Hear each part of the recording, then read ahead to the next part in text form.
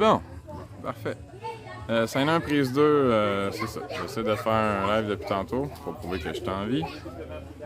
Et là, maintenant, ça marche. En espérant que le réseau va tenir. Bon, c'est ça. Je suis en vie, encore une fois. Et là, ça fait la 5e journée.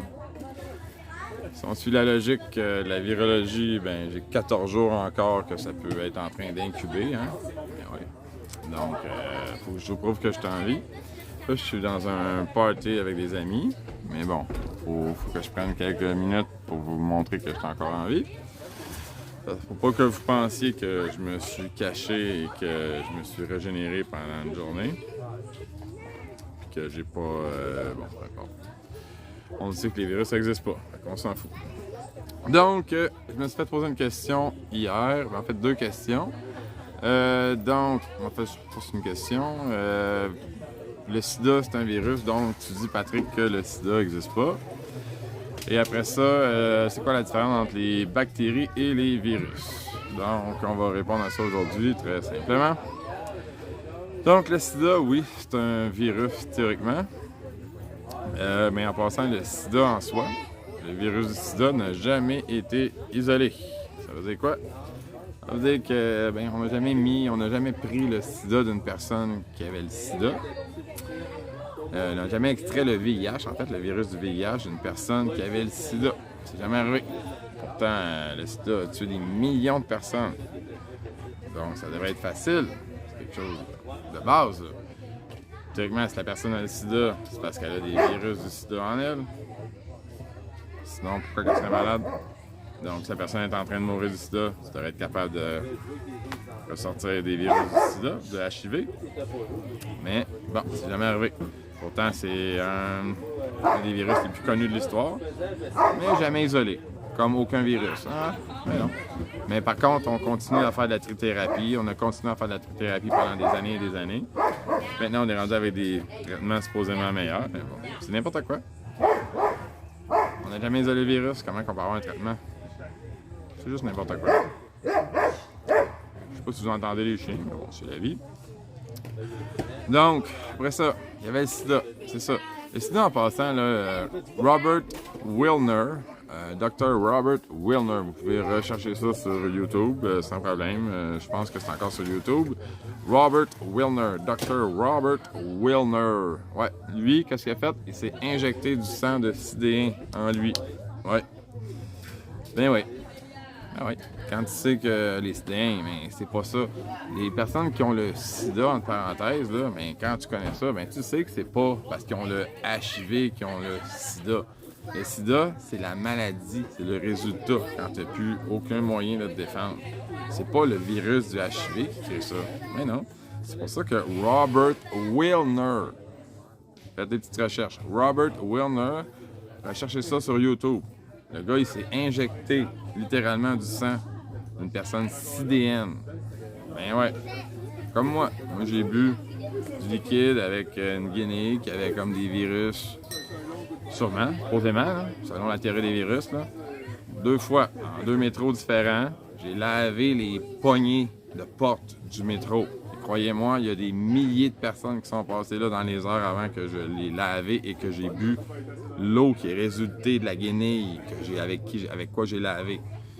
Ben ouais, 3 jours plus tard, j'étais encore en vie. Ah, ben oui, hein, c'est bizarre, hein? Pensez-vous que j'ai fait ça par hasard? Pensez-vous que c'est juste parce que je veux faire mon coup? Ben non, parce que je sais que ça n'existe pas. C'est simple. C'est très, très simple, là. Pensez-vous que je pourrais faire ça si dans ma tête, je pensais que le virus du sida existe? Pensez que je lécherais des portes de métro? Si dans ma tête, le virus du sida existait? Je ferais jamais ça, là. Là, en passant, allez voir mes autres vidéos. Là, je suis rendu à mes 4 vidéos. Allez voir les premiers, deuxièmes, vous allez voir. Là, vous allez voir où est-ce que ça s'en va, tout ça. Okay? Parce que si vous arrivez en ce moment, c'est sûr que vous ne comprendrez rien. Vous allez dire, qu'est-ce qu'il dit, Patrick? Aïe, ça fait longtemps que je ne l'ai pas vu, ou peu importe. Non, allez voir les premières vidéos. Allez voir les premières vidéos. On est rendu à... Ça, c'est le 5e. Puis là, c'est ça. Hier, il y a du monde qui m'ont demandé, en gros, le sida, c'est un virus. Fait que ça veut dire que le sida n'existe pas. C'est ça que tu dis, Patrick. C'est exactement ça que je dis. Le sida, comme vous le croyez, n'existe pas. C'est pour ça que Robert Wilner a fait l'expérience de s'injecter du sang d'une personne séropositive. Ben oui. Faites la recherche. Robert Wilner. Allez tomber dessus sur YouTube. Ouais. Allez voir le gars. Il fait une présentation devant du monde. Puis là, à la fin, il s'injecte du sang d'une personne qui a le sida. Ben ouais. Pensez-vous qu'il ferait ça? Pensez-vous qu'il ferait ça juste pour faire son cool? Ben non. Il fait ça parce qu'il sait que ça n'existe pas. Ben oui, pour contrer le mensonge, comme moi j'ai fait. J'ai pas eu de plaisir là, à laver des poignées de métro là, avec de l'eau puis une guenille là. J'ai pas eu de plaisir là, à mettre ça dans de l'eau puis à boire l'eau après. Ben non, c'est pour démontrer aux gens que ça n'existe pas les virus. Simplement comme ça. Après ça, c'est quoi la différence entre une bactérie et un virus? Je me suis fait demander ça aussi. C'est très simple. Les virus et les bactéries dans la tête du monde, c'est à peu près la même affaire. Alors qu'en réalité, c'est deux choses totalement différentes. Les virus, même là, officiellement, selon la théorie des virus, les virus, c'est quoi? C'est même pas vivant. Non.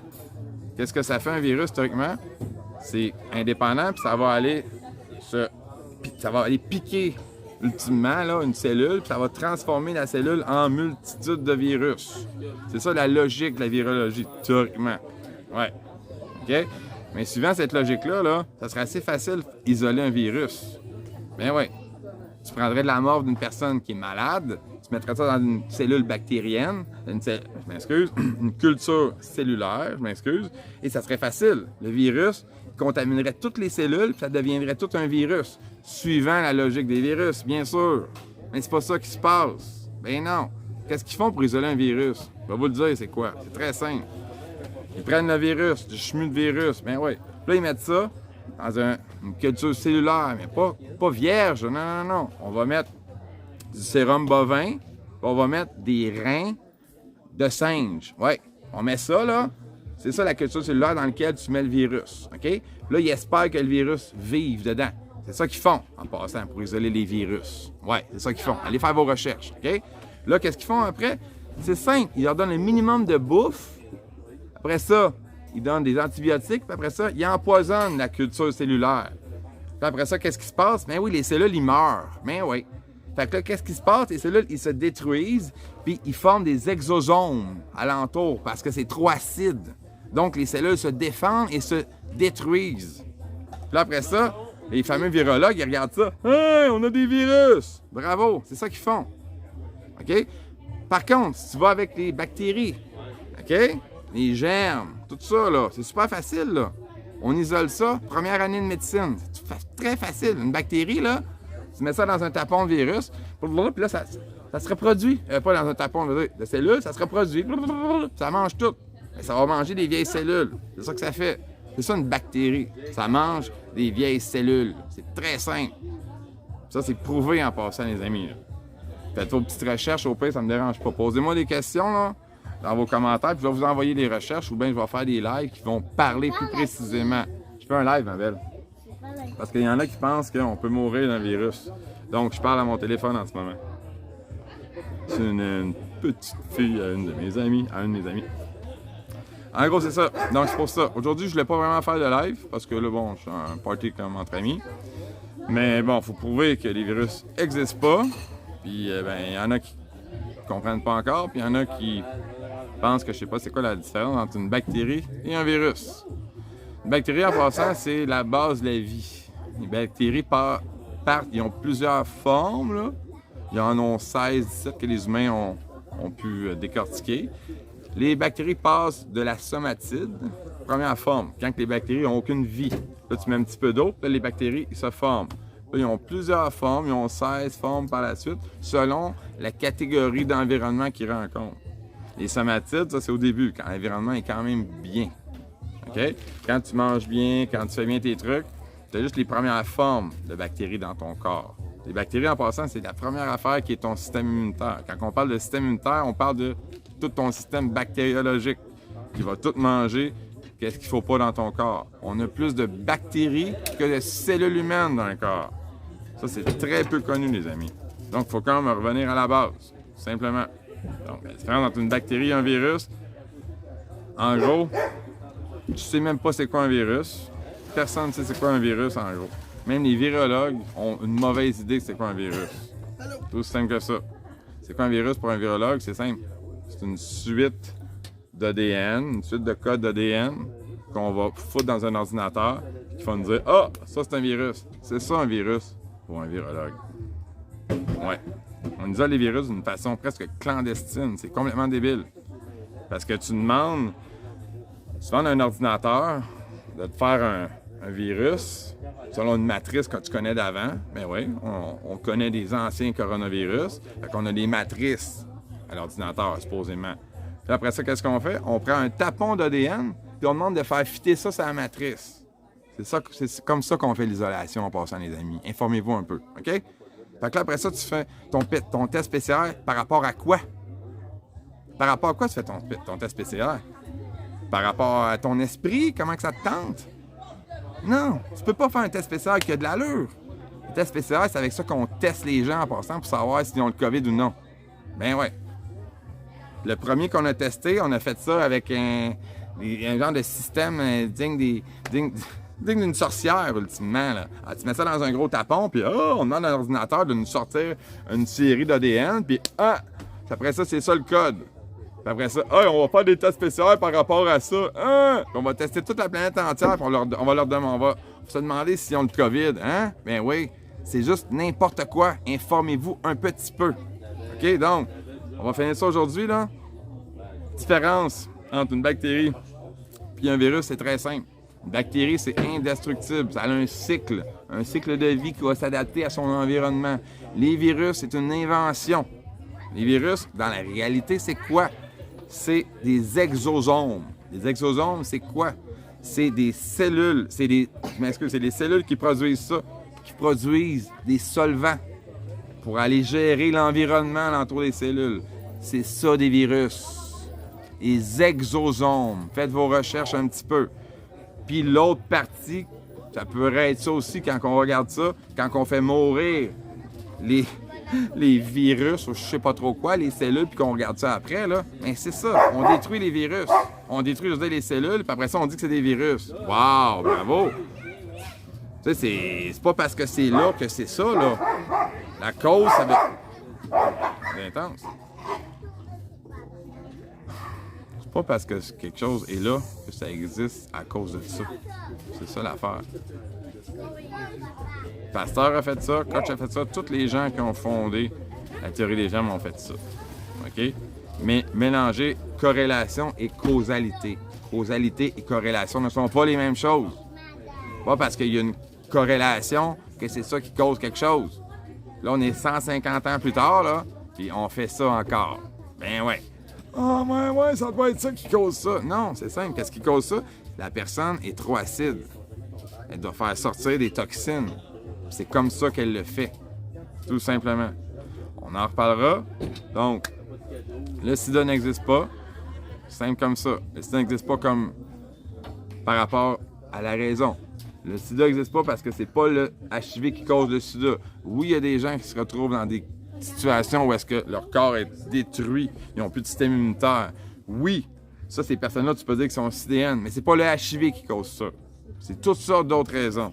Ça, c'est très simple à comprendre. Et les bactéries et les virus ne sont pas du tout la même chose. Je le répète, les bactéries sont des choses indestructibles. C'est la base de l'humanité. On en a des trillions dans notre corps. Si on n'a pas de bactéries dans notre corps, on meurt, tout simplement. OK? Les virus, selon la théorie, c'est quelque chose qui vient piquer nos cellules puis qui transforme nos cellules en d'autres virus. Oui. Donc, ça devrait être facile de faire une culture de virus versus une culture bactérienne. Une culture bactérienne, tu dois donner un environnement correct. Puis là, après ça, ta bactérie accroît dans un environnement cellulaire correct. Le virus, ça devrait être la même chose, là. Un virus, tu devrais mettre un virus dans un environnement cellulaire, puis ça devrait tout bouffer les cellules après, là, selon la logique des germes. Parce que, qu'est-ce qui se passe avec un virus? Le virus, il attaque la cellule, il pique la cellule, et la cellule devient un ensemble de virus. C'est comme ça que ça se fait, théoriquement. Donc, pourquoi quand on met un virus dans une culture cellulaire, ça ne devient pas tout des virus? Je comprends pas. Ah, ben oui, ben ça n'existe pas. OK? C'est aussi simple que ça. Fait qu'il faut juste le comprendre. On va en reparler dans les prochains jours. Là, je voulais répondre à la question très simple du sida relié au virus du HIV, qui est complètement un mensonge, et bactéries versus un virus. Totalement deux choses différentes. Si vous n'êtes pas content de mon explication, vous me le direz clairement, puis je vous réexpliquerai ça plus loin. De toute façon, on a beaucoup de jours aussi à faire parce que 2 jours plus 3 jours, il nous reste encore 11 jours à faire. Donc, minimum 11 jours à faire. Vous allez me voir pendant 11 jours vous expliquer des trucs. À la prochaine, les amis. Je vous aime.